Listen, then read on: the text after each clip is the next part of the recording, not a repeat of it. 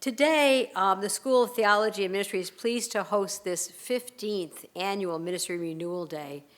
It's our annual day for our alumna, for students and friends and people involved in ministry in general. This tradition was initiated as a day to take a break from the stress and strain of the work of ministry and to focus on renewal and well-being. Today is an opportunity to come together to fill your own spiritual well so that you're able to minister to others in hope and in gladness. This academic year, as many of you know, the School of Theology and Ministry is celebrating our 10th anniversary. And in observing this milestone, we've highlighted particularly our own faculty in these presentations, and that includes today's presenter. Reverend Dr. William Roozeboom is a pastoral theologian, pastoral counselor, and pastor. He's ordained in the Reformed Church in America, and he joined the STM faculty in the fall of 2017. Prior to coming to Boston College, he wore various hats, which have really given him the broad background and the excellence of experience that brings him to us today. He taught as an adjunct professor of practical theology and pastoral and spiritual care. He served as a clinical staff member and as congregational and community liaison for a community health, mental health agency. And he's also led a congregation as an interim pastor in Redlands, California. He served the church in pastoral roles and has worked with clergy, congregations, and higher ecclesial entities to adjudicate some of the conflicts that might happen. I think that happens in California, but not here. I'm not sure, but just suggesting. But that's been an important role that he's played and the wisdom that he brings to us today. Additionally, he's taught various topics on church, community-based organizations, hospitals, universities, and seminaries. Bill is a certified pastoral counselor for over 12 years and provides pastoral counseling services to individuals, couples, and families in both clinical and parish settings. Dr. Roozeboom's own research in the area of minister wellness and neuroplasticity. In his recently published book, Neuroplasticity, Performativity, and Clergy Wellness, Neighbor Love as Self-Care, which came out in 2017, he provides a model of relational wellness and explores the potential for a person's practice to induce life-giving changes to the structure and function of the brain, leading to an expansive love of neighbor as yourself. Thank you. Thank you, Diane.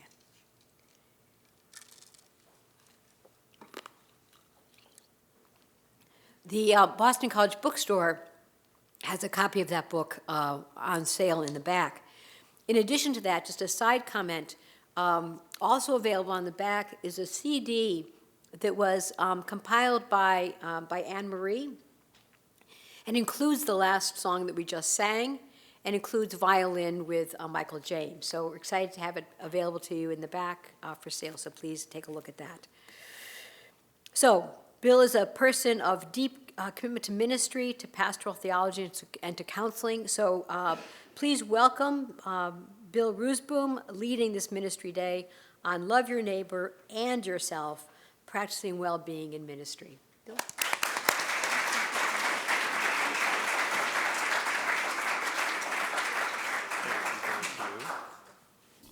And I knew that bio was getting too long, Jane, so the fact that you needed water in between tells me I need to condense that down a little bit. But I'm honored to be here. As you heard, I'm a clergy member myself and have some passion around this topic. And as I was reflecting on today, I started to think, we should probably just scrap this conversation, and as we'll discuss today, we should just go out for a walk or go to the gym and get some rigorous physical activity, and that would be renewing for our brains and ourselves. But we'll make it through some of the slides and things that we have to do, and rest assured we'll take a break somewhere in the middle, and I'll save some time for questions and comments and things. But I also just wanted to echo the thanks that Jane offered to Melinda, who puts these together, and Jackie Regan and the musicians and the students at STM that led us in our worship experience, because it sounded much better coming from them than had I done that myself. And so I'm thankful for that.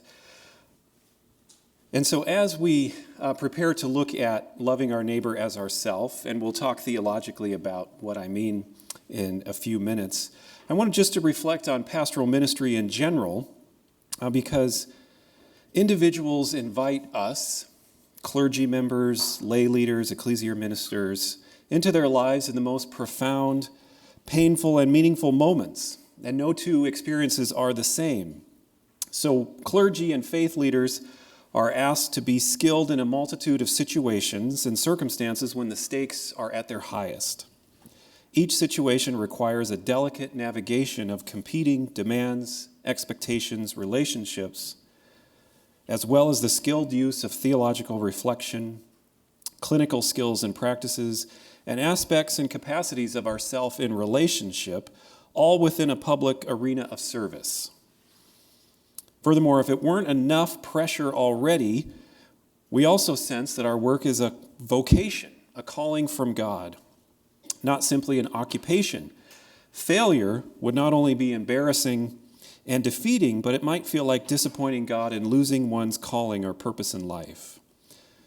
So the stakes are high, and part of the issue that we'll talk about today may be considered personal. I think there's many of us who could be more proactive, but I think what I also want to talk about, and more importantly and more significantly, is that I think part of the problem is systemic, that a lot of the ways that we view ministry and we view our role as clergy members and faith leaders, the communities that we serve also place an inordinate amount of expectations on our time and energy and availability. And so I think we need to do a paradigm shift. So it's not just an internal transformation, but we really need to look at the systemic layers of expectations, because it feeds right into our people-pleasing tendencies, our fears of failure, and what I'll argue today is our dualistic theological views of human personhood.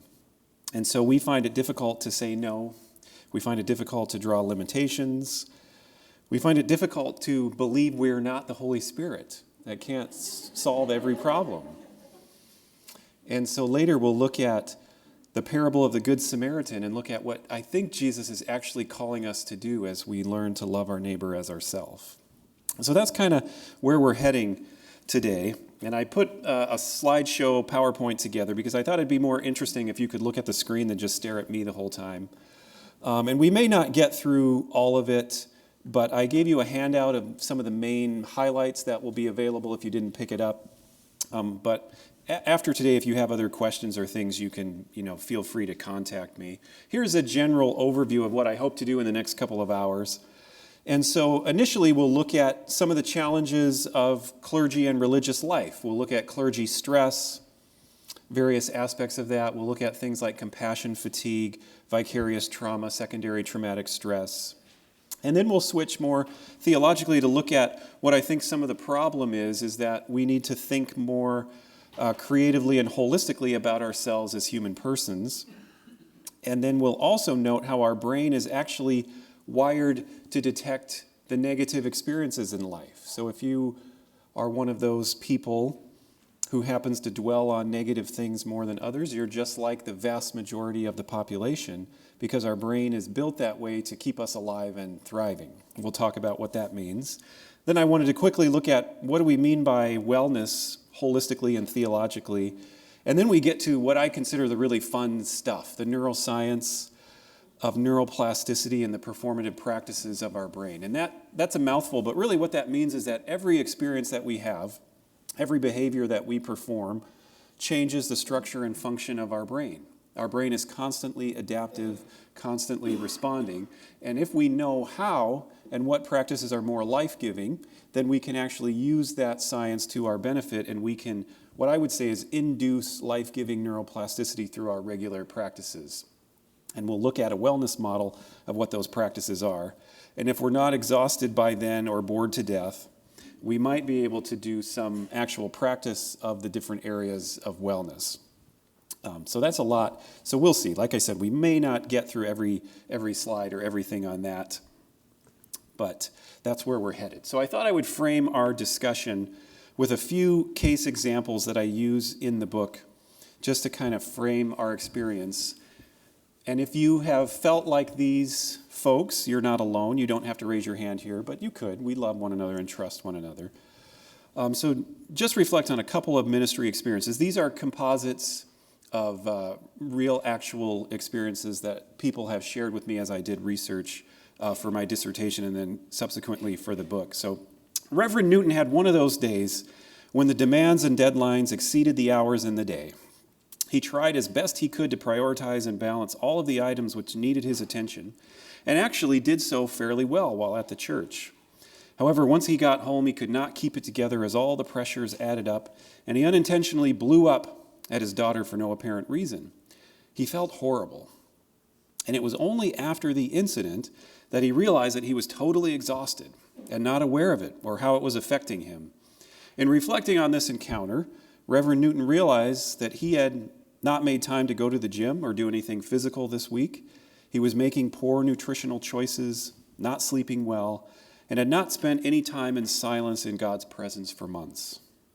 He summed up his new insight by sharing, "I see now, when I'm more rested, I'm able to provide better care for my family." Any of you felt like Reverend Newton? You can share that later. So here's another one. Reverend Brooks found herself struggling to stay present in spiritual caregiving with the couple sitting in her office. The couple was planning to get married in the next week, but a recent discovery of infidelity had put everything on hold. Now they were processing through whether or not marriage was what they both wanted. Physically, emotionally, and spiritually exhausted from weeks of 60-plus hours at work with little downtime, Reverend Brooks was not able to truly listen to the couple and simply offered advice, outlining their choices and said a quick prayer for them.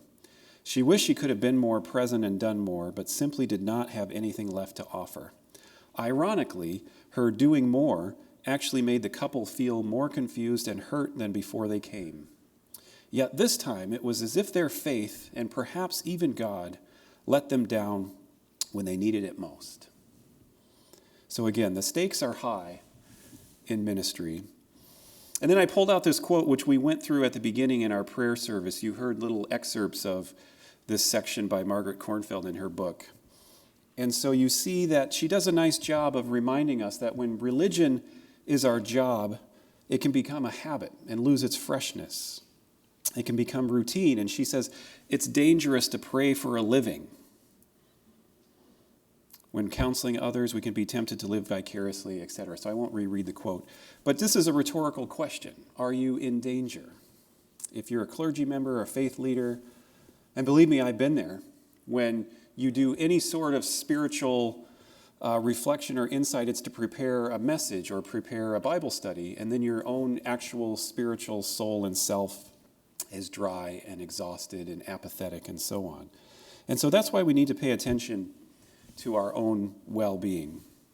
And just for shorthand, I often use clergy wellness, but I hope that we understand that clergy is really ordained ecclesial lay ministers and so on, because anyone who's offering care on behalf of the community of faith or offering pastoral leadership is in a sense functioning as a clergy member. And so just keep that in mind as we go through today. So you can see it's kind of hard to read that cartoon, but basically the person there visiting the clergy member faith leader who's in the hospital says, the board wants to know if this is coming off your conference time or your vacation. So again, we see part of the problem is it's not just internal expectations, but external expectations. We're supposed to be available. After all, we love Jesus, we love others. Christ was, we think anyway, which we'll see is not actually true, Christ was always available, always ministering, always healing, always teaching, etc. And we feel that we need to emulate that as faith leaders. So one of the striking things that I found as I was doing some research in this area was that clergy and faith leaders tend to suffer from more physical ailments than the general population. So you see in 2013 there was a study done on a host of clergy members, and you see some of the main factors: high cholesterol, obesity, hypertension, etc., and clinical depression and so on. So you see some numbers. What was so striking to me was not this chart, but it was this chart. So 2 years later, there had been a whole bunch of new material coming out on how important it is for clergy to care for themselves. We saw the striking numbers. There was endowments and money spent and doing research, et cetera, et cetera. And you would think 2 years later there would be significant change because we would have heard the bell and we would have said, oh my goodness, we need to make a change. So 2015, 2 years later, we see there's a little bit of change in some of the areas, cholesterol, obesity, et cetera, but there's increases in other areas. And there's no change in many areas. So basically the short version is not much had happened, even though we began to realize that this was a problem. It probably won't really make a difference until insurance companies start to say, wait a minute, this is costing a lot of money for all of these health features. My hope is that we beat them to that and we can actually begin to be proactive and care for ourselves. So that's not to scare you or to frighten you. It's just to talk about some of the realities of ministry. And so the main culprit that I believe causes a lot of these physical ailments and spiritual and psychological ailments is stress, in a broad understanding of stress. And those who have done research on clergy well-being, health and wellness, have identified different categories. So I have a few slides of different categories of stress. One of them are typical vocational stressors. Inadequate pay. Don't raise your hand, especially if anybody who oversees your ministry is here, but do you feel that maybe the pay isn't subsequent to the cost of living or the time commitment or et cetera, et cetera? There's not many, barring a few, televangelists, faith leaders and ministers that are really raking it in. And we don't go into this type of vocation for those reasons. Relocation is another factor. We might not have much say, or we might need to move around. We might have low satisfaction and, again, unrealistic time demands placed upon ourselves internally, but also placed upon us externally from those who expect us to be available, to be in the office, et cetera, at all times and all seasons and so forth. We also have intrapersonal stressors, so that's more internally emotional exhaustion, burnout, low personal satisfaction, maybe a sense of failure, et cetera. We have family stressors. So those who are married and have children understand what that's like. Even those who are single and don't still have families of choice, connection, relational connections, where there's stressors. There's lack of time, there's lack of privacy. When you're connected to faith leaders and clergy members, you're viewed differently. I know that growing up as the son of a pastor. And so there's a lack of privacy. And then finally, there's social stressors, high expectations regarding behavior, criticism, intrusiveness, lack of support. I might even say, given our current kind of cultural, political discourse going on, being a member of the clergy can be particularly challenging as society and culture seems to be more and more polarized. There's more and more issues that cause a lot of anger and stress and so forth. So some additional faith leader stressors you see there listed: personal criticism, boundary ambiguity. Often it's difficult to know what role we're playing. We play many different roles. We might be a preacher in one sense, a leader of a facilitator, a finance director, a marketer, a building, construction manager all of a sudden. There's all sorts of things that we're trying to offer. And then we might be called to minister to a family who suffered a loss or a tragedy, all within a day. And so there's some boundary ambiguity. When are we on, quote unquote, on the clock? When are we off the clock? What if I put in a 16-hour day and then someone calls in crisis at 12 or 1 in the morning? Obviously, those are times where we're on the clock regardless of what's happened prior to that. So you see some similarities. These are different folks doing the research, so that's why there's some overlap. The next areas that I wanted to focus on quickly is compassion fatigue, vicarious trauma, and secondary traumatic stress. These are particularly when a lot of times we talk about this in the clinical world, when you're doing counseling, if you're a social worker, et cetera, but pastorals, caregivers, faith leaders, and pastors in general often have similar experiences. And so the short version, I won't bore you with all the details of the slides, but basically compassion fatigue is when we just have sort of run out of our empathy and our ability to connect and be compassionate because we're overwhelmed. We've seen too much. We don't have much else to give. So emotional and physical exhaustion that can affect helping professions and caregivers over time. Clergy experience this, emergency responders experience this, nurses experience this, those in the ER experience this, because over time if we aren't filling our well or filling our cup, we run out of water, living water to pour into others. The next area is vicarious trauma, and this is negative transformation of the self of a trauma worker or caregiver. We could add pastoral leader, that results from empathic engagement with traumatized clients and their reports of traumatic experiences. So again, these are when we have really challenging circumstances. We're hearing about situations of abuse, situations of homicide, suicide, natural disasters, all sorts of things that are traumatic and coming to us. And again, over time, we can't help. We're designed to be interconnected beings. And so over time, as we bear one another's stories and burdens, we can't help be affected by that. If we weren't affected by that, that would probably also be a problem. So it's not to say that we should never be empathetic or connect with others. We just need to be aware of that and be on guard and be careful. And there are some contributing factors: work style, personal history, coping strategies, and if we have a support network or we don't have a support network. The next one is secondary traumatic stress. Describe the phenomenon whereby individuals become traumatized, not by directly experiencing a traumatic event, but by hearing about a traumatic event experienced by someone else. So very similar to vicarious trauma. This is a little more broad of an understanding. But in general, the negative effects of secondary exposure begin to surface in our own life. Symptoms show up similarly as if we had experienced the event itself. So difficulty sleeping, nightmares, digestive issues, ulcers, preoccupation, symptoms of PTSD, et cetera, et cetera. Some of the risk factors of secondary traumatic stress: exposure. Obviously, if we're exposed to more traumatic situations, more of our parishioners, congregations come to us with very difficult circumstances.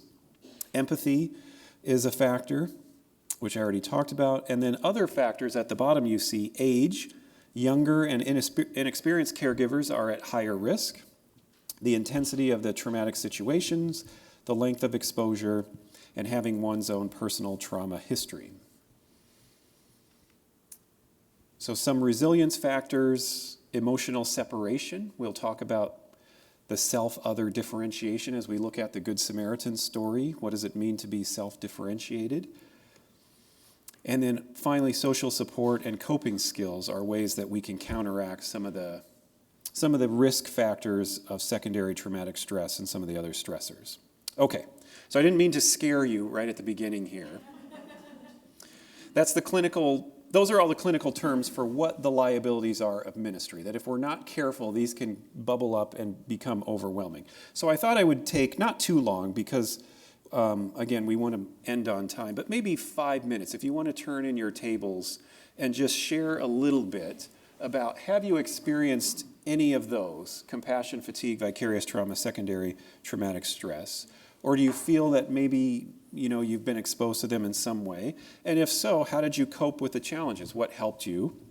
How did your faith understandings kind of enter into that conversation? So you might not answer both of those questions in 5 minutes, but take 5 minutes and then I'll get our attention back together. But my hope is that if we had more time, we could report back and hear some of the strategies and practices. But my hope is that you all have learned to recognize some of the signs and symptoms. I would bet if we did a survey, and those of you who are in ministry full-time or the majority of the time have experienced some of these in some ways, maybe to a lesser or greater degree.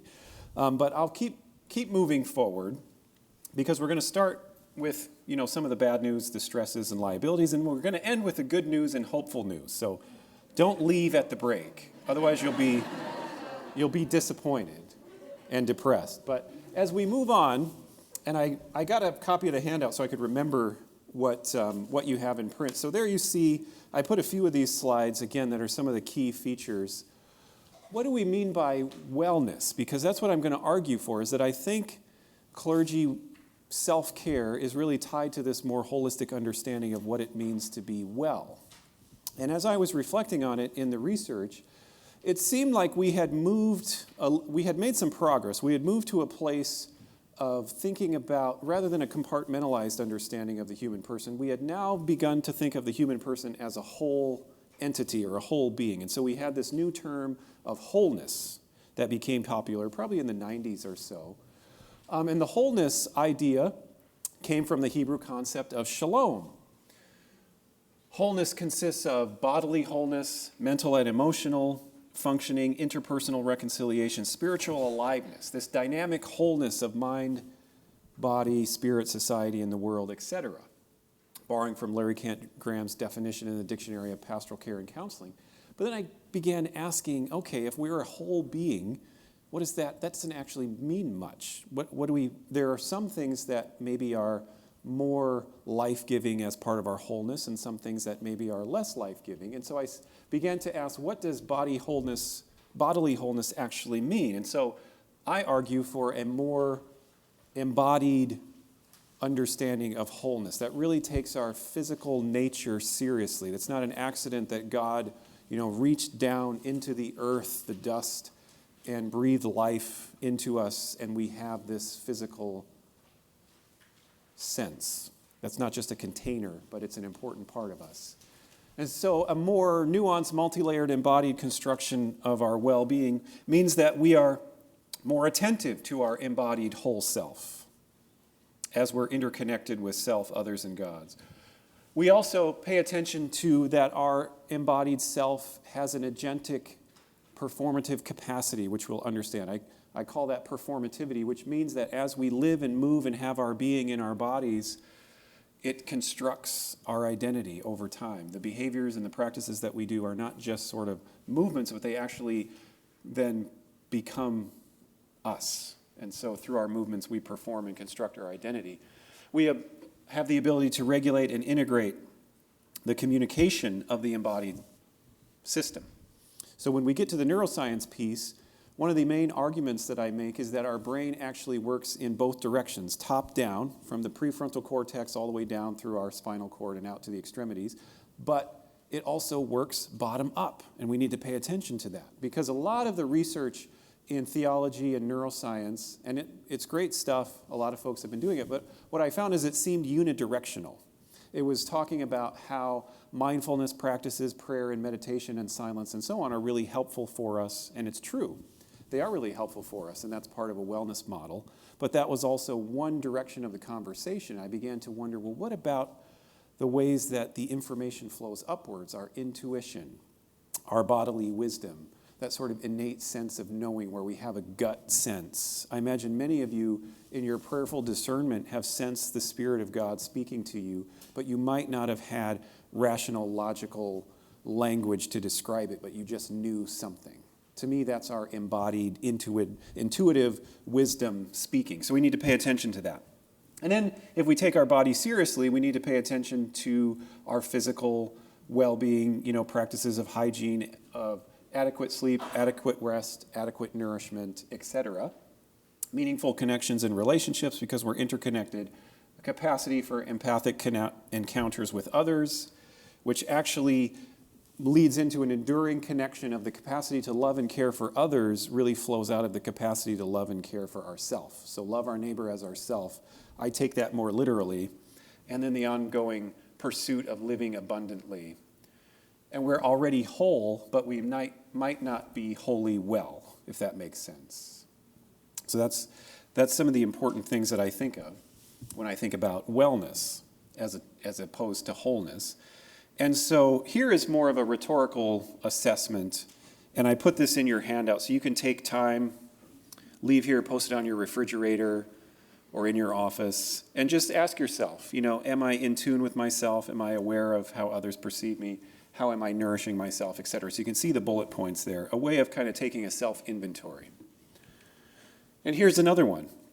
What strategies, resources, or practices do you participate in or observe as a method of self-care? If you don't talk to me at the break or after this, I won't scold you. We'll just strategize. We'll come up. But on a scale of 1 to 10, where do you put yourself in terms of, taking care of yourself in light of the ministry demands, stress, anxiety? Are you at a 1 or 2 where you're not doing well? Are you more 7, 8, 9, etc.? And then you could write down some of your self-care practices. So again, that's your homework. You'll report back to me. I'll work that out. But seriously, I hope that you will develop a practice of sort of ongoing self-assessment and really encouraging yourself to keep attending to yourself. And it's not that we all want to be Olympic athletes or marathon runners. It's not that. It's just being more aware of our embodied self, taking it seriously, and then beginning to use some of the practices wherever we are on our journey. So that's some of the wellness more holistically. Then I thought, again, it would be helpful to think theologically about wellness in ministry. And we read a piece in the Gospel of Mark about Jesus talking about loving your neighbor as yourself. My personal favorite is in Luke, where we hear this parable of the Good Samaritan. I won't read through it all. If you don't know it, then you might be in trouble if you're a clergy or faith leader. But hopefully you've heard of the parable of the Good Samaritan. But basically, a lawyer comes up to Jesus, kind of trying to test him, just, to prove how faithful this lawyer is. He says, what must I do to inherit eternal life? And Jesus says, what is written in the law? What do you read there? And the lawyer answers, you shall love the Lord your God with all your heart, soul, mind, and strength, and love your neighbor as yourself. And Jesus says, you have given the right answer. Do this and you will live. And so the lawyer, being a lawyer, I shouldn't say that, maybe some of you are lawyers, he, kind of wants to take it a step further and challenge Jesus a little bit more. And he says, okay, well, who is my neighbor? And so now we get this fascinating parable. And if you're like me, who grew up in the church and heard different sermons and things and flannel graph Jesus stories about the Good Samaritan, we always talk about how the Samaritan had compassion and had mercy and went the extra mile and, took care of the wounded person on the side of the road, etc. And of course, the Levite didn't do it and the priest didn't do it, those, holy men, etc., etc. But the lowly Samaritan is the one who did it. And that's what we're supposed to do, to go the extra mile, to give of ourselves, to give the coat off our back, etc. That's important. That's a part of what it means to be like Christ. But what really turned me on to this was when I read a chapter by another pastoral theologian in the field, Jeannie Stevenson Messner, who teaches at Perkins School of Theology at SMU for many years. She wrote a chapter about the self-differentiated Samaritan. And self-differentiation is a term that we use in family systems theory, which you don't really need to know about Murray Bowen and all of that. But basically, self-differentiation means that we have a healthy sense of self that's interconnected to others, but is not absorbed by others. So if we become absorbed and dependent on others, our sense of self and identity can get swallowed up. In the extreme case, we could become codependent, and we don't have a sense of self apart from a group identity or others, etc. We don't have the capacity to be self-directed, to think creatively and critically for ourselves. The opposite is also true. It's not rugged individualism, because that would be narcissistic and egocentric and unhealthy as well. So it's this really delicate, nice balance of self in relationship, having that ability to see the self, see others, and balance those expectations and competing demands and so on. So that's self-differentiation. So Jeannie is using that as a backdrop and writing about this self-differentiated Samaritan. And she says, what was so significant about the parable was, yes, the Samaritan went the extra mile and, had care and compassion, bandaged up the man, put him on his donkey, brought him to the end, et cetera, et cetera. And then she said, but then what did the Samaritan do? He left. He continued his journey. He had a life. He said no. He didn't say, here's my cell phone number, call me 24/7. He said, you know what? I'm glad you're kind of taken care of. I'm going to entrust you to the care of someone else. I'm going to widen the network of care. So I'm not the sole caregiver. I'm not the Holy Spirit that's going to care for all people in all places.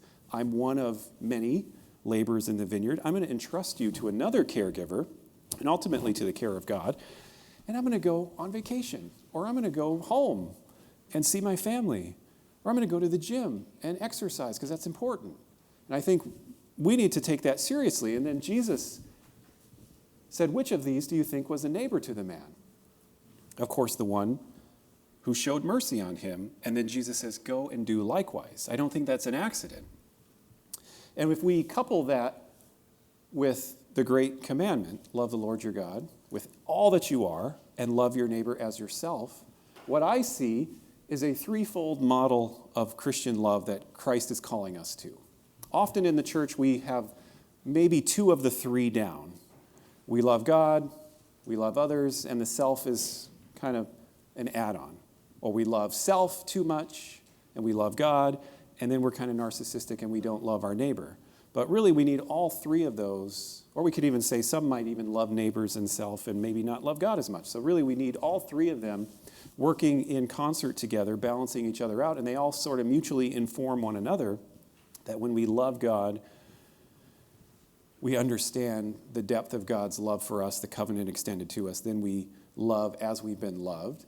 And then Jesus says, as you love and care for yourself. I don't think that's an accident. So we shouldn't stop listening after love God and love your neighbor, because the capacity to love and care for neighbor flows out of the capacity to love and care for self. So the image that I often use, which we talked about, come to the water and the well, is, I have water in this bottle here. At some point, someone comes to me and has a need. I pour out a little, hopefully, living, grace-filled water into their life. And then someone else comes and I pour it out and I pour it out. At some point, I have nothing in my bottle to share. If I don't fill it back up, the next person that comes to me, it'll be, well, sorry, I don't have anything to offer you. I can sort of sit here and pretend I'm listening and pretend I'm being present, but I'm really not able to be present and empathize. And we would call that I don't have pastoral presence. I'm not able to really be present, which we saw in Reverend Brooks and Newton. And so really, this threefold model of love also comes out of a broader definition of what it means to have love.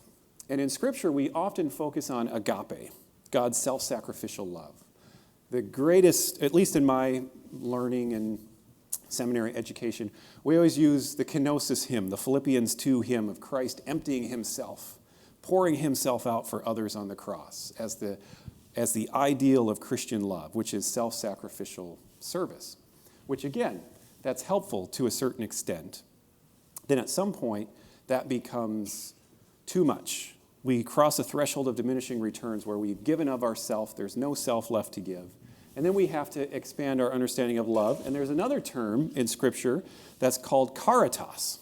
Caritas is a Greek word for love as equal regard, so that we aren't the one that's always sacrificing, always giving of self. The main point that Jeannie was using in her chapter about the self-differentiated Samaritan, she was writing particularly as from a feminist perspective as a woman. She said, often women are taught to give of self their whole life, when they're little girls all the way to when they're adults. Their identity is tied to giving of self, loving and nurturing and caregiving to others. And she said at a certain point, there's not a self left. And so we need to reclaim ourself. And I think that a threefold model of love, and love as agape and caritas, is an important way to do that. And then we can take seriously love your neighbor as, and I would add, and yourself, and really have all of them together. Does that make sense? Everybody on board? Okay, good. If you're not, then too bad. No.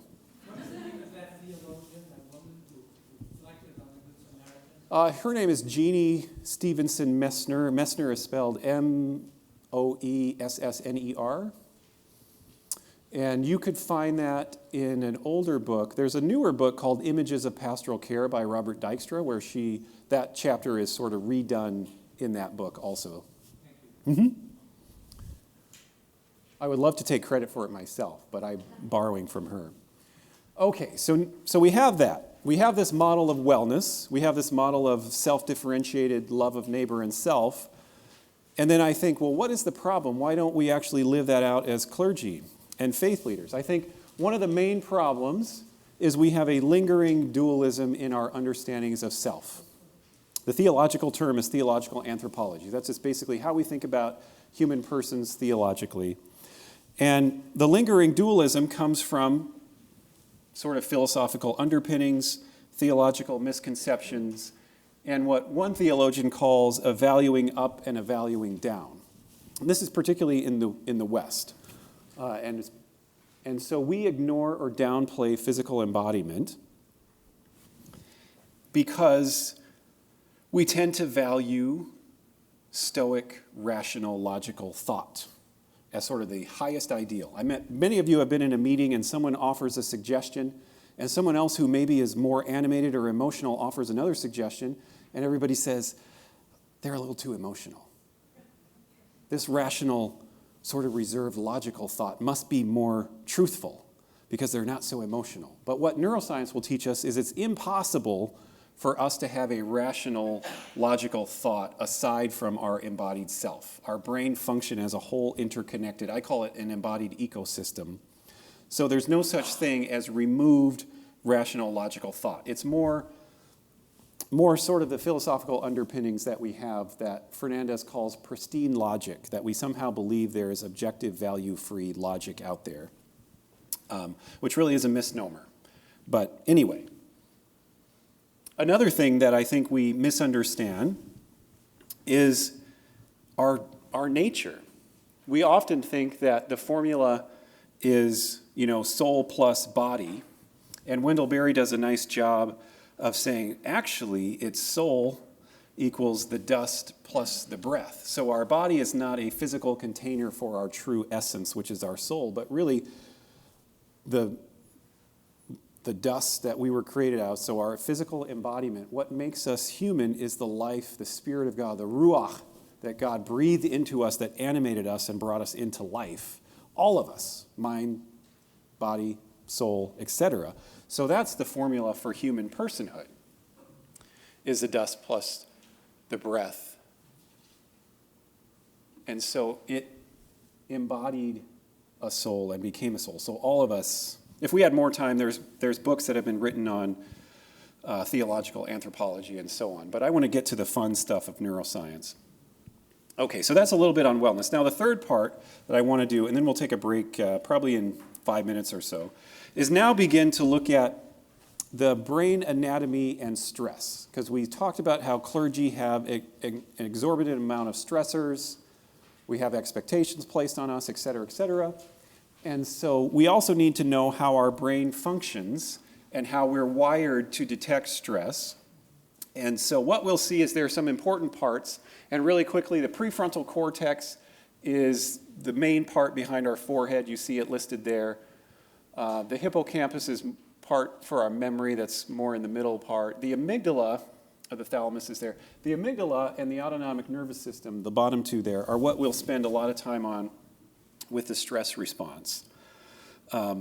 Because the amygdala, Andy Newberg, who's written quite a bit about neuroscience and the religion and sort of intersection, calls the amygdala the ancient limbic watchdog. So it's constantly scanning the horizon for threats, and we'll talk about why it does that. And then the autonomic nervous system is, first of all, here is our embodied brain. So whenever I think about the brain, I used to think about what some neuroscientists call the gray cabbage in our skulls, which looks more like this picture. Although that's not just gray, but that's the cabbage. And that's what we tend to think about. But the brain actually evolved from the bottom up, from the brainstem through the limbic region, and then the cortex, and the prefrontal cortex was the latest. So this actually is our brain. And so all of those connections are how information is constantly flowing downward and upward. And so we have our central nervous system and our peripheral nervous system. And this is what it looks like when the embodied brain connects to our organs.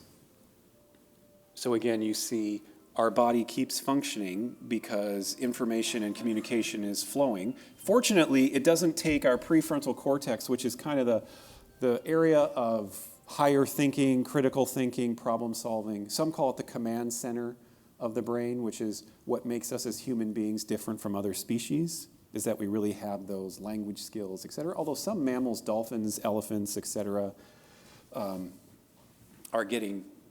similar, but they don't quite have the same critical thinking, problem-solving skills, et cetera, that we have. But anyway, you see how the brain connects with all of these, and so our prefrontal cortex doesn't have to be involved to tell my heart to beat, or my lungs to take a breath, or my digestion to start. The brain is just doing that at a different level. Deeply held, automatized memories so that we don't really have to take conscious thought to think about that. So all of that is just to point out that's what our brain is. Now, if we come back to stress, then we see some of the important factors. And after we look at this slide, then we'll take our break. So often, stress is called the HPA axis. And again, that's just fancy neuroscientific terms. The hypothalamic pituitary adrenal axis is what HPA is. All that means is that when we experience some sort of threat or some stress, our body, in a nanosecond, before we can actually consciously think about what has happened, is prepared for action. So the example that I give in the book is, imagine we're hiking along a trail somewhere and enjoying the beautiful wilderness around us, and we hear some rustling in the bushes. Before we can think about what is that, instantly we hear that rustling, so that message goes through our ears and into our brain. Instantly, our sympathetic nervous system prepares us for action. So our pupils dilate, our heart rate increases, the blood flows out to our extremities, it leaves our stomach and digestion, and we are ready to fight, flight, or freeze without thinking. If we didn't, we might not be here, because that's why our brain does that. We might have been killed or eaten or whatever by now. And so that's a good thing. It secretes cortisol, so that's CRF. It releases adrenaline, that's the next one, and that prepares us for action. So we don't have to think about it. Then what happens is the communication goes to our hippocampus and filters through our memory files, and we think, have I heard this rustling before? Have I been in this position before? Are there mountain lions in this area of the country? Are there bears in this area of the country? No. There's squirrels and bunnies and whatever. And so by the time all of that happens, we have already jumped and moved and defended ourselves by the time we figure out, oh, that's just a bunny. Now, what tends to happen, so that's the escalation process. Then, as we go through that whole process, we find out, oh, that's just a bunny. Then, that last one, gamma-aminobutyric acid, Daniel Siegel calls that GABA goo, that is secreted and sort of calms everything down. It's like the salve or the water that puts the fire out. Because we've been animated and we're ready to go and defend ourselves. We realize it's not a real threat. The GABA goo calms us down. We can exhale. Okay, it's not a mountain lion. I don't need to run for my life. So that is the whole stress response. Part of our species, why we're still here. The problem is that neurophysiological process happens in our everyday lives when we're not being tracked down by mountain lions and tigers and bears and etc. So when we go into a difficult meeting, that sympathetic process amps up. Our heart starts to race, our pupils start to dilate, we can't think as well, etc., because we're constantly on edge. Cortisol is secreted through our system, and we're ready to go animated. If we don't have the capacities and the skills to bring ourselves down, cortisol stays elevated, and then we can't think and function as well. So what happens is, over time, cortisol levels become toxic and impede our ability to function well. So we saw that with the two cases at the beginning, especially for the first one, the Reverend Brooks or Newton, I can't remember, whichever one, he had not been taking care of himself, so the GABA goo had not been secreted in a long time. He had been animated and elevated. And so think about all of us as we carry that into difficult meetings or presentations, or if you speak in public or anything like that, if you're not able to bring that back down, you'll constantly be in this state of hypervigilance, hyper-alert, hyper-awareness. Then you add the vicarious trauma, traumatic stress, etc. on top of that already, and then we're just sort of constantly on edge, and we need to counteract that. So we'll pause there. As we get up and move around, hopefully, if you're on edge right now, that will help you take a breath, move around, and then we'll come back, hopefully in 10 minutes or so. So try to be good about that, because we have a lot of ground to cover. Okay, welcome back.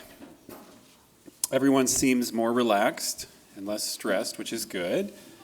So your system is working. That's your parasympathetic process that brings you back down. And ideally, those are working in concert together. And the goal is to be more aware. What does it feel like when I'm getting amped up? What does it feel like when I come back down? That's one of the reasons physical activity, particularly rigorous physical activity, is so powerful in helping us navigate mood regulation and so on, is because in a sense we kind of induce a panic attack because we bring ourselves up, we elevate our heart rate, we're exerting ourselves really, really hard, and yet we've done this to ourselves, we're sort of in control, and then we bring ourselves back down. So we begin then to feel what it feels like in our body to be animated and back down. So when we get animated, it doesn't overwhelm us and so on. So that's why in a minute we'll look at some of the activities and so on. Before we get there, I wanted to add another layer of complexity and maybe negativity onto the stress pile.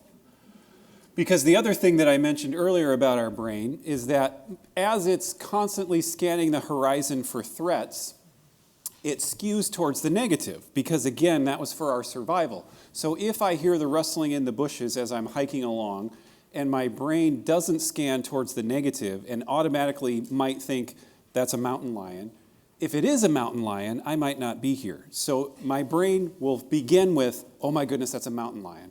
And then it will say, oh, okay, it's not. It's just a bunny. I'm safe. That's the negativity bias. And our brain has done that to keep us alive. So one cognitive neuroscientist says some things that affect us in a positive manner, although there is no equivalent to the emergency status given to negative stimuli. So you can think about many of you, what it looks like in more layperson's terms is that painful and unpleasant memories stick to us like Velcro. Positive experiences are like Teflon. They just sort of slide away. So you could think about, today is Friday. I imagine you could think throughout this week, if you chose 100 experiences that you had this week in ministry or personally or whatever,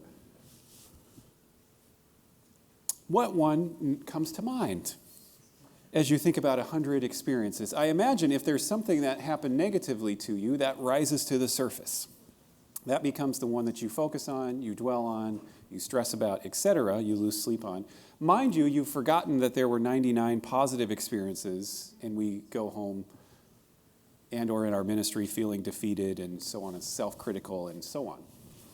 So that's the way that our brain works. So if you add that to stress and the challenges of ministry, we are sort of wired to be self-critical and negative, so we have to counteract that in some way. So again, you don't have to confess and raise your hand if that's you. But what tends to happen in that negativity bias is that anxious and fearful thoughts and sensations begin to dominate our experience. And they skew towards the negative. And what happens, as Joseph Ledoux says, is there's a hostile takeover of consciousness by emotion. And we just sort of feel like that person there, that it won't work out, we're overwhelmed, etc. Some of the spiritual implications of the negativity bias is we can develop a distorted image of God and understanding of faith. We might develop a distorted sense of ourself. We might skew ourselves negatively. Kirk Bigeman, who's also in the field, writes that we might develop a tendency to believe in inherent human wrongfulness or sinfulness and distort our understanding of sin and systemic evil. I'm a good Calvinist, so in our theology we often talk about TULIP, and the first part of the acronym, the T, stands for total depravity. And the way that that's popularly and often described is that we are utterly horrible, sinful human individuals, etc., etc. And that's what I grew up thinking, that we're totally depraved. We always choose self and sin and so on and so forth. And then I got into seminary and I got a little more educated and I actually read Calvin more carefully. And really what Calvin is saying is that we are totally incapable of saving ourselves. We can't possibly save ourselves. We're only saved by grace through Christ. So we're depraved in that sense. We need a savior, a reconciler. Completely different understanding of total depravity, in my opinion. And so the negative bias skews that towards this self-critical negativity. So we might have a trance of unworthiness. We might deepen our feelings of deficiency. We might have increased sense of shame and guilt. We might develop extreme of compliance or defiance. We might also develop compulsive religious activity as a way to counteract this shame and guilt. Sometimes I call this spiritual hyperactivity, where we feel bad, and we feel, well, if I just go to another Bible study, or if I volunteer again, or if I go to this Mass in the morning, and then this one, and then this one, and then this one, then I'll be okay. Then I'll feel okay. Then God will see me and view me as not totally depraved, etc. All of that is not healthy. That's not a strategy for long-term wellness. We might lose our capacity for hope and miss the abundance of life that Christ promises us. Also, unchecked stress and negativity can lead to chronic stress, and that can lead to burnout. And burnout is either just burning out, becoming apathetic, or acting out. And so some ways of thinking about burnout is it can become a spiritual malaise, where we just sort of glaze over, we go through the motions, it becomes routine, etc. It can also be a form of unrecognized self-abuse. Really powerful way of thinking about burnout or acting out. Obviously, it's an indicator that we are not taking time to love and care for ourselves. Inability to think creatively. It can be a stress disorder. It can occur when we live out another's dream. It also requires more than adding something good to our life, like exercise or prayer or better sleep. Because some of us might leave here and say, okay, I'm committed. I'm going to start going to the gym, or I'm going to start building in silence and meditation practice daily. And that's a good piece, but it also has to be part of a larger whole of learning to be still, finding ourselves, attuning with ourselves, reflecting on the person that God's created and called us to be and who we're in the process of becoming, and so on and so forth. So there's some more bullet points there. I won't go through all of these signs of concern because I want to get to some of the other materials. But as you glance through those quickly, you can see if ministry becomes serious business, if we're burdened by perfectionism, we rarely laugh, we carry compulsive tendencies, if life becomes too rigid and fixed, if we try to control others, we give facts rather than sort of listening well, etc., misunderstanding power. We don't self-reflect. We don't have a mentor or someone who's helping, keep us in check, hold us accountable. We can't keep confidences. Maybe we have an insatiable need for relationships, so we become maybe overly dependent on relationship or overly dependent on praise from others or feedback. Not that any of us like that. No one's ever loved when a parishioner or someone has come up to us and said how wonderful we are or what a great message. Those are good things, but if our identity becomes too tied to that, we're in for problematic territory. We might use scripture and prayer as a defense against other conversations. We might spiritually abuse others. I didn't put that on the list. Objectify persons, use language of us and them, confuse monologues as dialogues. Anyway, some of these risks, I'll move on for sake of time. A few other categories of symptoms of burnout.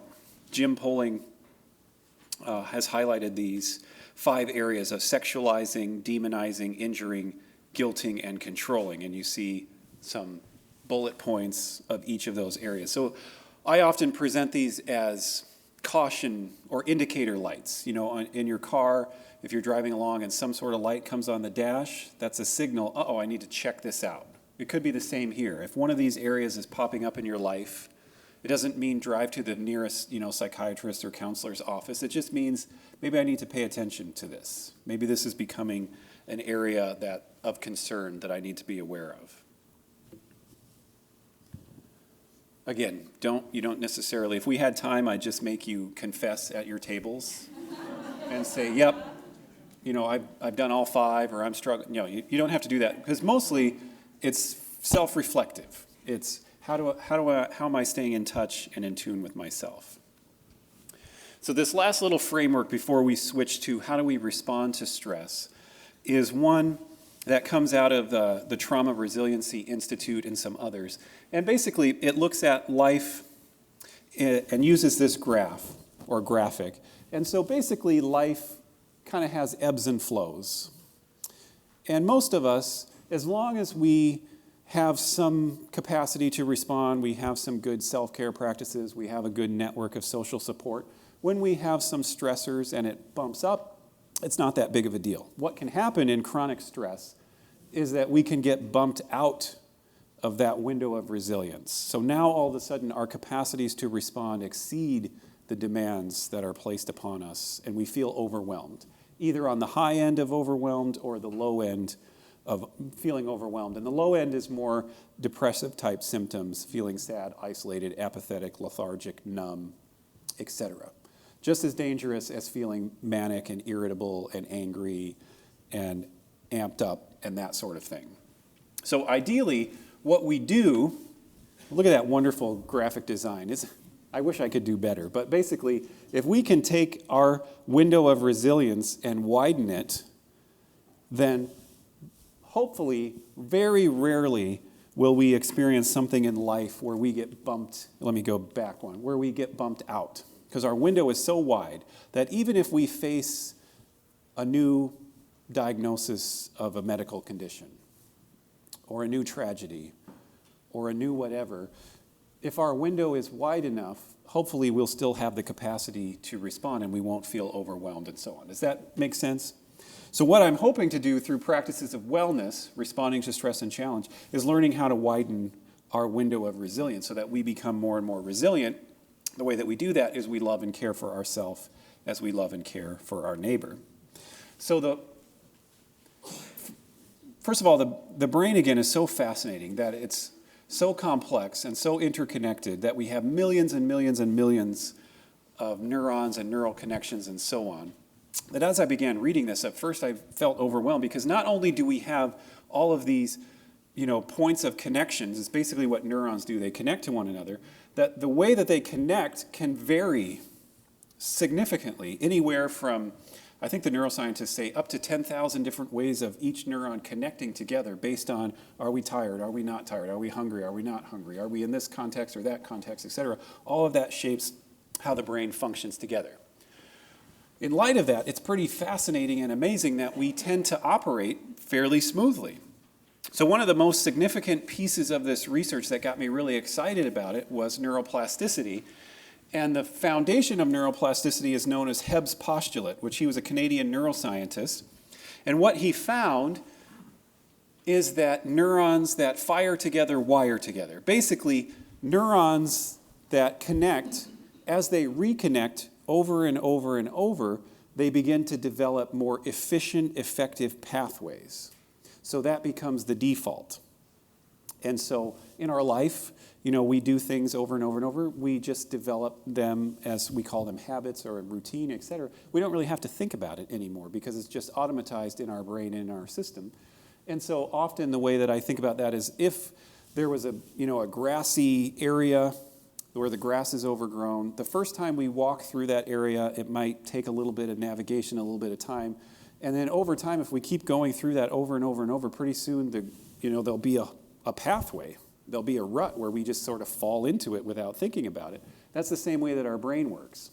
So that over time, the pathways that we continue to use over and over and over become the default, become efficient, become effective, happen quickly. Some of the examples that the neuroscientists all use in their research are London taxi cab drivers. So they compared London taxi cab drivers' brains with London bus drivers' brains, and what they found was the London taxi cab drivers' brains, areas for spatial awareness, were much more robust and developed. And the reason is because the taxi cabs have to go all over and, find a new route every time they pick up someone, and the bus drivers just take the same route every day. They just kind of go. And so the taxi cab drivers were using their spatial awareness functions more often, and that became more developed, more robust. So the reality of what that means for us is that what we do repetitively over time then changes the structure and function of our brain. So you see that violin players, the same thing, bilingual persons, the same thing. Those parts of the brains that are used over and over develop, which is fascinating, isn't it? And then the next piece is that neuroplasticity is just the neuroscientific way of saying that our brain changes, which nowadays is not that revolutionary. Back when this research began probably 20, 25 years ago, that was new information. Basically, we thought that when you were born, you had the most number of neurons that you were going to have in your life, and then as you grew, basically your brain died away. So you just sort of got less and less efficient and effective and so on. What we realize now is that's not true, that your brain continues to grow and develop, and it's a lifelong capacity to a certain extent. We all have genetic, limitations and dispositions, et cetera. But the way that they found neuroplasticity to be, authentic and real was through, survivors of brain injuries, people who had suffered strokes, and so on.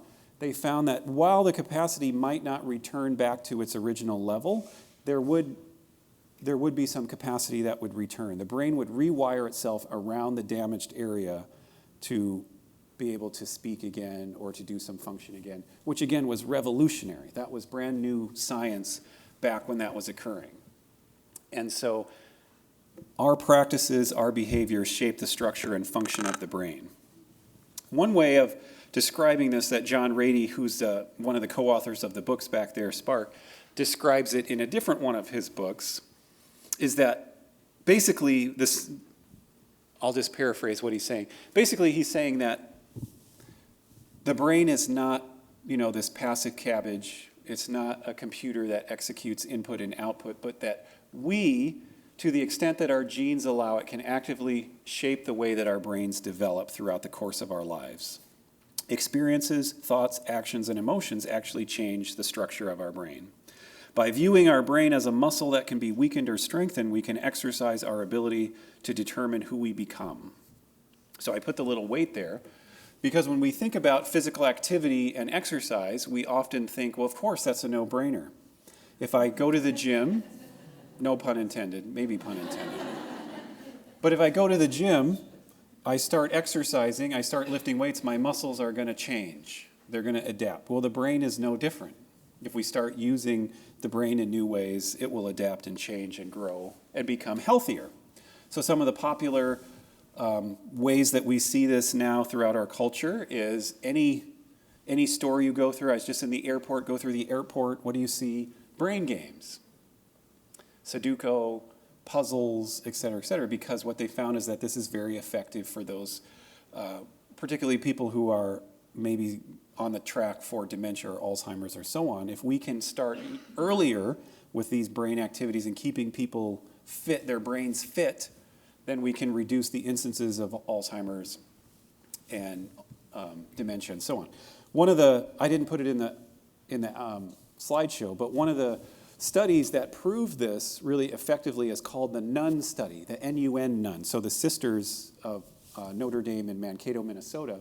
Snowden and some of his colleagues did some research because what they found is this group of sisters was living longer, healthier lives than the general population. And they wondered what it was. And so they got permission to examine their brains posthumously, and they discovered that their brains were more fit.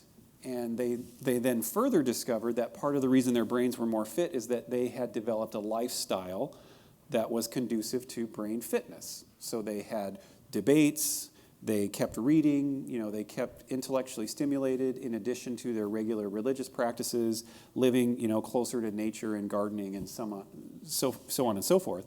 And so the same is true for us, that we can have these same positive implications. What I did in my own research, because that wasn't necessarily new information, was I wanted to take it a step further. And I wanted to say, yeah, but our brain is embodied. So what do embodied practices of wellness look like? What is neuroplasticity if we take it seriously that our brain is literally all throughout our being? What does that look like? And so I touched on narrative theory, which in short basically just says that human beings are meaning makers and meaning seekers, and that the way that we understand ourselves and others is through stories. So our identity is basically pieced together through different stories about ourselves and so on and so forth. And experiences in and of themselves, like dots all over a graph, don't mean anything until we connect the dots into a coherent story. So we sort of connect the pieces together, and that becomes the story of identity and so on. So that's sort of a backdrop. And then the next layer on top of that is I said, well, if we story ourselves through these experiences and we connect the dots, and our brain is embodied, I think we might actually perform our identity neurophysiologically. So it's not just a matter of these isolated experiences, but as we perform them over and over regularly, and as we connect these dots in a sort of neurophilosophical, physical sense, we actually perform our identity neurophysiologically. So that's basically what that slide is about. And David Hogue, who's also written in this area, describes this storying capacity as such. We are our memories. The events of life that we recall give us a sense of personal identity and movement through time. For better or worse, we are shaped and informed and transformed by our experiences through the synaptic patterns with which our brains record those experiences.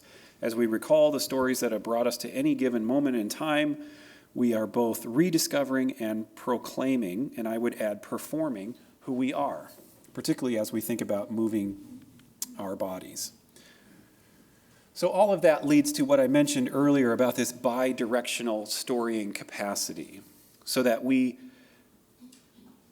understand the brain works in both directions. I put this in your handout, so I won't spend time on it now.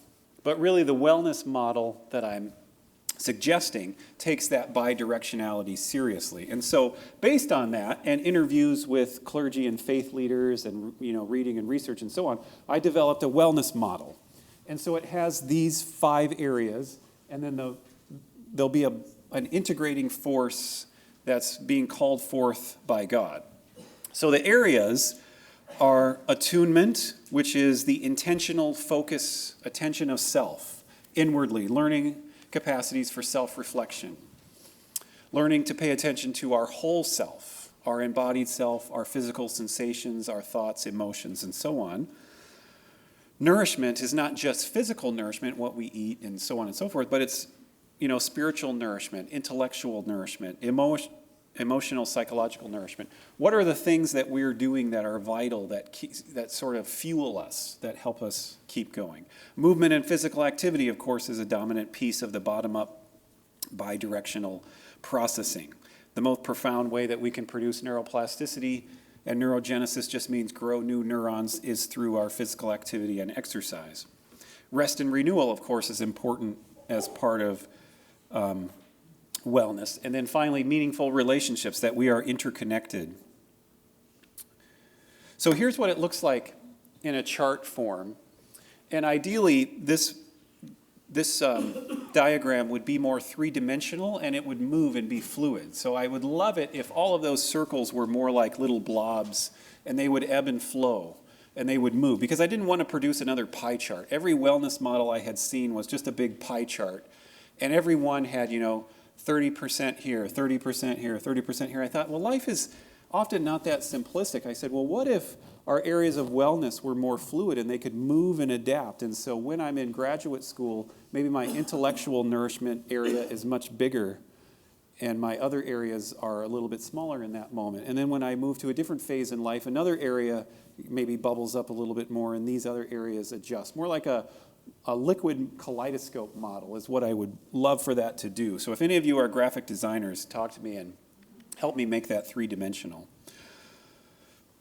So then in the areas, I basically just offered suggestions for wellness practices for each area. So for example, in the area of attunement, how are we spending intentional time in self-reflection and self-awareness? Time that we are becoming in tune, so to speak, with our whole self.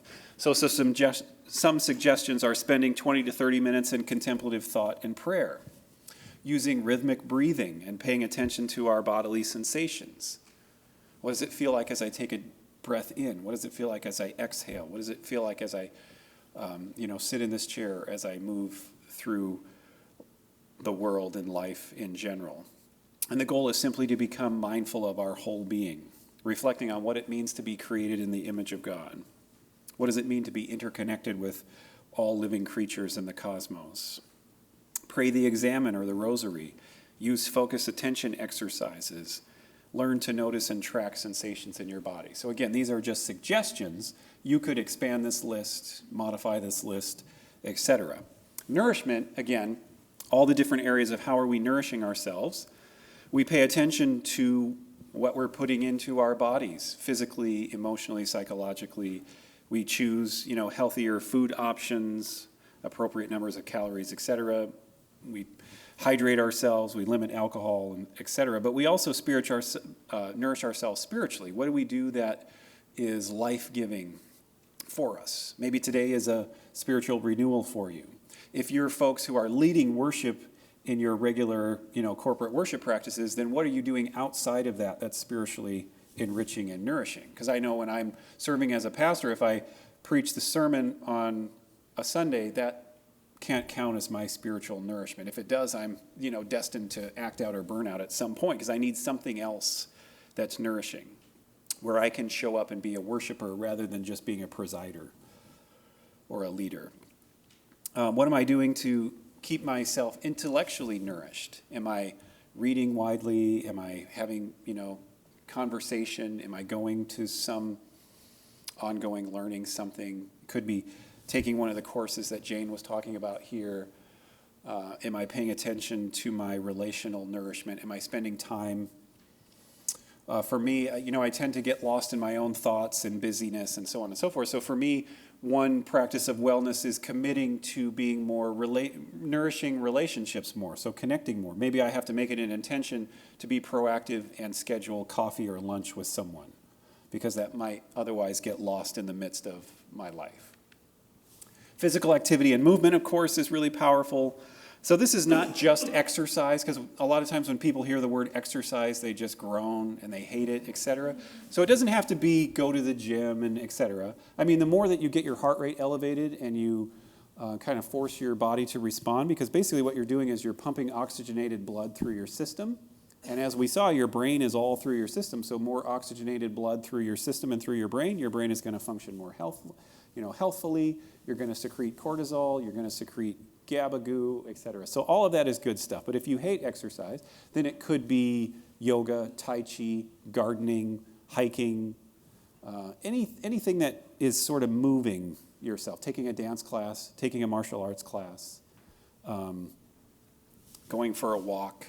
Even rhythmic moving is really profound. One of the things that was really interesting in the studies was they had participants who were, sort of professional level golfers and novice golfers perform a golf swing because they wanted to see what was happening in their brain. And of course, they saw areas of physical movement, et cetera. Then they had them envision themselves swinging a golf club. And what really fascinated them is even the novice golfers who really didn't know much about golf, who envisioned themselves golfing, their brain reacted and adjusted. And so the neural pathway for that movement improved, even if they didn't actually physically move their body. Now, I think it's better if you actually physically move your body, but envisioning yourself doing that is really powerful. So those are some suggestions. And then finally, rest and renewal.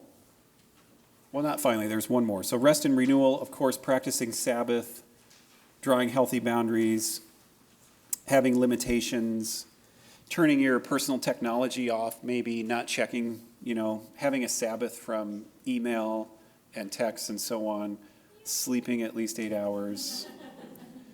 One of the women clergy members that informed the research would go on a silent retreat every year. So just by herself, she would go for 48 or 72 hours, no technology, no connection, nothing, just herself, and she wanted to spend time with God in silence. Really powerful. Spend regular time doing things that invigorate your vitality. So rest and renewal and Sabbath doesn't mean you have to be static and just sit there. So for me, being a parent and wanting to spend time with my family, sometimes what I consider Sabbath might be getting out of my regular routine and going to the beach or the zoo or Disneyland or something fun with my family. That wouldn't be part of my normal everyday life, but it's invigorating, it's renewing, it's spending time with people I love and care about. So you can be creative with Sabbath. So don't think that you sort of have to just suffer in silence and so on. But something that's not part of your regular routine that's renewing for you is helpful. Meaningful relationships, of course, we're interconnected and we need to take that seriously. Some suggestions: spend an hour each week with a friend or friends, invite a friend for coffee or lunch, be more social with neighbors and so on, attend corporate worship, participate in a small group, those sorts of things. And then what holds all of those together, what I found in working with clergy and faith leaders, is it wasn't enough just to have these aspects of wellness. What really helped them feel most well and most connected to self and God was when they felt that they were embracing a calling. So when I asked them a couple of questions. When do they feel most well and most connected to God? And what sort of behaviors and practices help them move in that direction? This is sort of what, those were two sort of basic questions of how this all developed. They gave me some of these areas, and then they also said when they really felt like they were living into, this calling from God in some way. So that's sort of what holds the whole wellness model together, is feeling some sense of calling, embracing one's pastoral identity, which is separate but also connected to personal identity. We don't want to conflate the two, but they inform one another. A central calling and vocational direction, etc.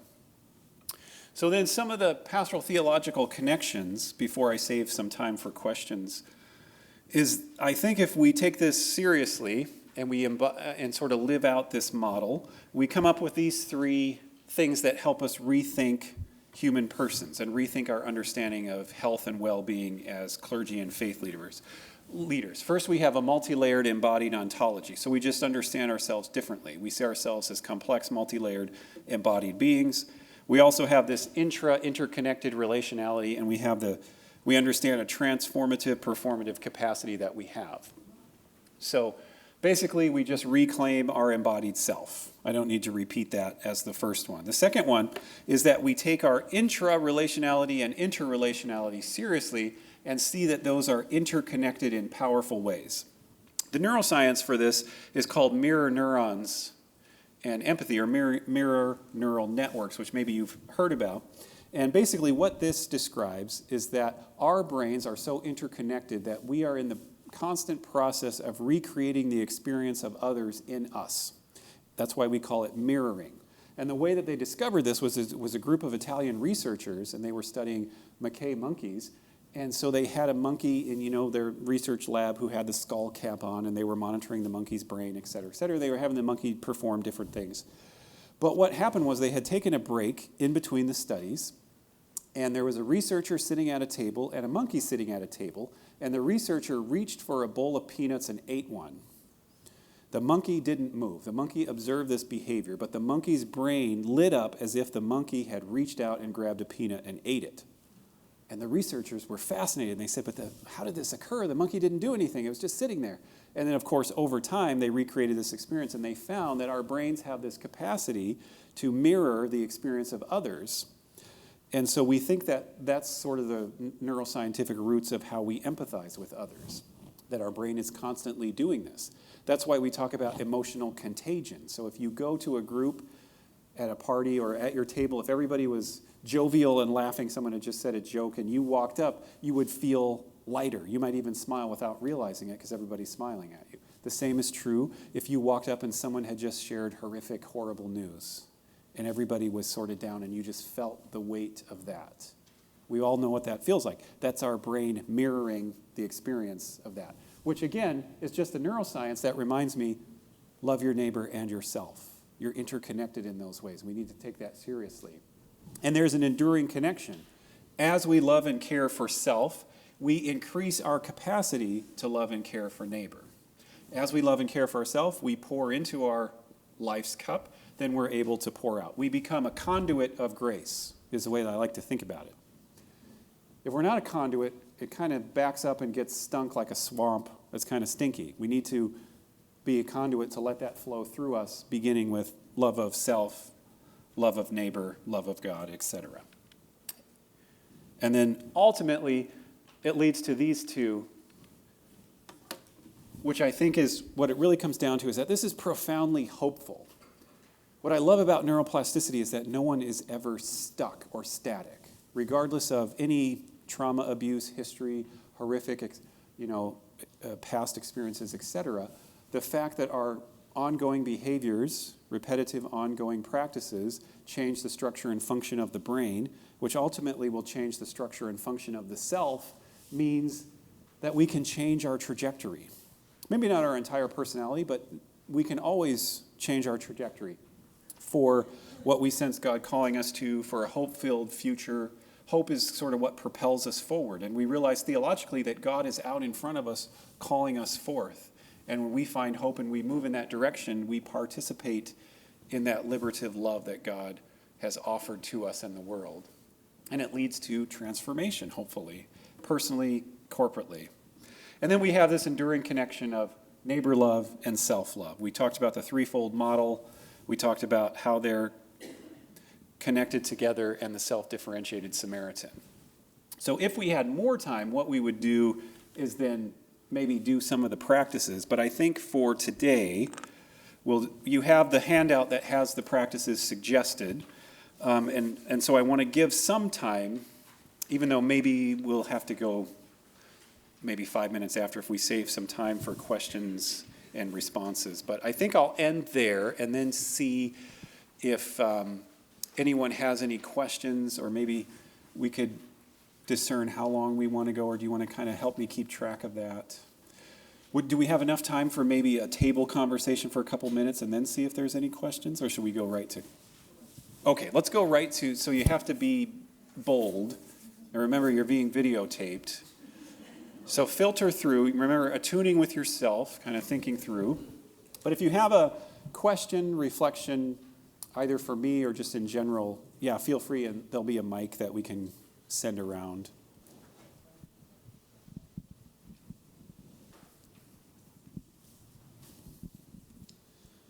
Thank you first for your presentation.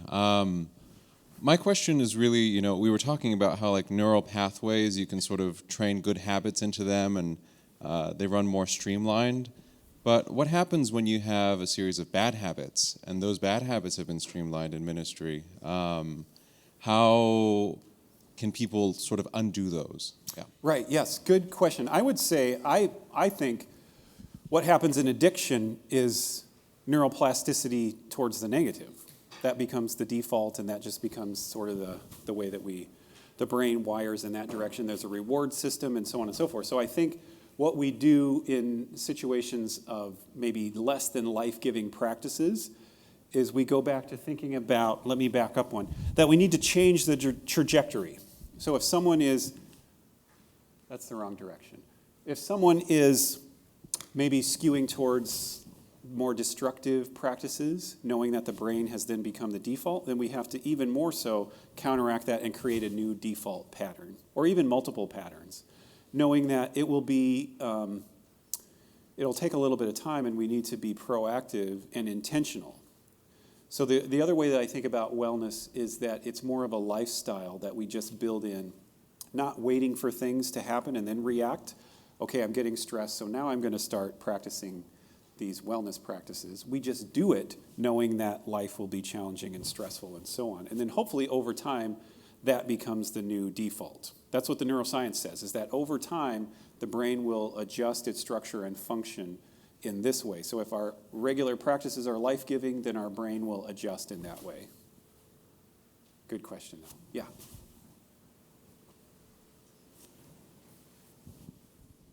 You've used the word love many times in the presentation. What would be your definition of love?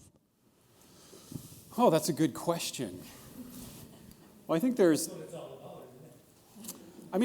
different layers. I think it begins with an awareness and maybe an acceptance. If we're talking about self-love, if we're talking about love of others, I think there's a profound understanding of the otherness of who they are, how they're different from us, and yet we're drawn to that, we appreciate that, we respect that. There's mutuality in love where we view others in high regard, where we want to treat them not only as we would want to be treated, but as they want to be treated. It's called the platinum rule, so it's not the golden rule, sort of the next level up. I didn't make that up, so it's there. Google it, platinum rule, it'll show up. But yeah, so I sort of think about self-love in some senses slightly differently, but then the interconnection. And then theologically, when I think about self-love, it's really tied to how we are connected to God. So it's not narcissism that we're somehow focusing on ourself, but if I really believe that God created me, called me into being, calls me into relationship, when I self-reflect, I'm actually connecting with the divine imprint in myself that I think God planted in there. So when I'm in solitude or when I'm attuning, it's connecting with God's presence in myself. And my hope is that on my life's journey, I'm sort of embracing that and living into that more and more, if that helps. But that's a good question. I'll think more about if I would define that more precisely, or if there even is a good, quote-unquote, definition of love. I think the twofold aspect of agape and caritas are built in. I think we have to have the balance of that. There are times when we choose to self-sacrifice, but that's different than if our default is always constantly self-sacrifice and we never sort of view ourself in equal regard. Follow-up question? Yeah. Well, I'm a teacher, and I tell the students, and something that has been important in my life, the first thing you have to do if you want to love somebody or someone is you have to find something good in that person or in that thing, and then connect with that person, and then help that good to flourish. What do you think of that? Well, I think my starting point is I see the divine imprint. So my starting point is I believe that each person is created in God's image and likeness. And so at one level, we're connected. We're, a fellow human being, and I see God's presence in that person, and I know that I'm called to love them as a neighbor, because obviously that's what Jesus says. Some neighbors are easier and some are harder to love, which I will admit. But I think that's the starting point, is love, as we have been taught, love as others as God has loved us.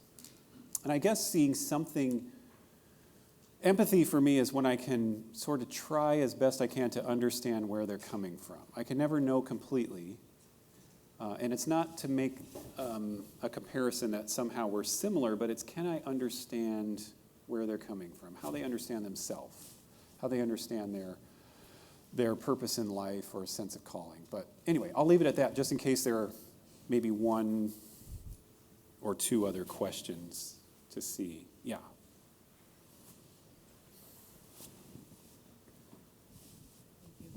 I had a question, taking it maybe one level up. You're mentioning, practices that we can create or develop or continue. But given the fact also that you presented on, there's a whole ecosystem that we're involved in. If there are any larger societal shifts or changes that you would hope for or point us toward in terms of, because I believe our own self-care involves our communities as well.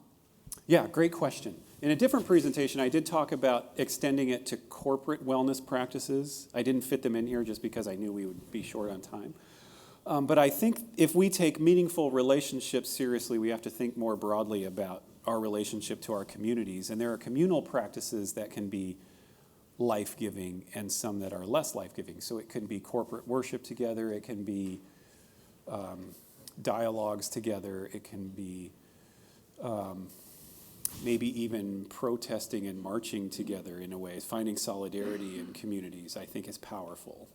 But just at a basic level, wouldn't it be something if we actually loved our neighbors as ourselves? Just imagine how we would, I just think of our civic discourse, how it would change if we could actually view others in a way that wasn't, our default wasn't fear, but our default was seeing them as a neighbor in some sense, a fellow human being. But for some reason, I think it goes back to our fear and negativity, bias sort of skews that we interpret others as a threat rather than as a neighbor. So we have to counteract that. Or just imagine if we had civic discourse, even if we disagreed. What would that look like if I conducted some sort of conversation in my parish where we were on opposing political sides, but we could actually talk and listen and dialogue? To me, those sorts of things would be starting points of maybe what it would look like to practice wellness. And then I think you can go all the way to corporate exercise classes or Tai Chi. Often you go by a park and you see groups of people practicing Tai Chi or yoga or those things. There's groups that get together that run and cycle and so forth. And what's powerful about those groups is it's not just the physical activity, but what they usually do is they develop relationships, they meet, They do their runs, then they go for breakfast, and they share life together. So it's not just about the activity. So I think we could do more, we could get more creative in what our practices are corporately and kind of expand our horizons. Because I view the wellness practices as spiritual disciplines. We just need to expand our repertoire of what we consider spiritual. Yeah, good question. Okay. Thank you very much.